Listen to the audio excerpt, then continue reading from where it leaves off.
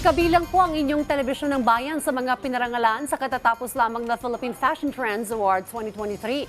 At isa sa tumanggap ng pagkilalang ito ay ang inyo ring paboritong show tuwing umaga, ang Rise and Shine Pilipinas. Panoorin po natin yan sa ulat ni Bien Manalo.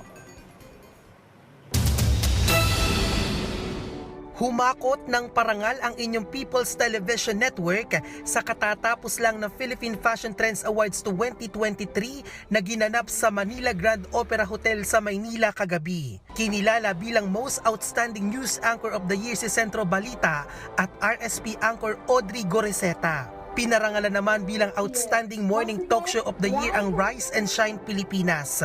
Habang itinanghal naman bilang Most Outstanding TV Network of the Year ang People's Television Network. Bukod sa pagbibigay ng parangal, bumida rin sa programa ang Talentong Pinoy.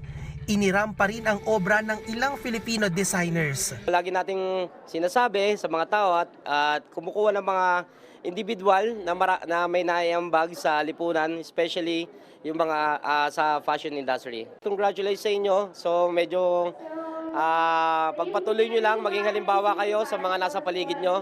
Layo ng awards night na bigyang pagkilala ang husay at galing ng mga natatanging personalidad sa iba't ibang larangan. Maraming salamat sa Philippine Fashion Trends Awards 2023 sa pagkilala hindi lang sa akin kundi sa buong network ng PTV, gayon na rin sa programang Rise and Shine Pilipinas. Sa panahon ngayon na maraming kumakalat ng mga fake news, importante na may masasandalan ng bawat Pilipino na pagkukuhanan ng tamang impormasyon.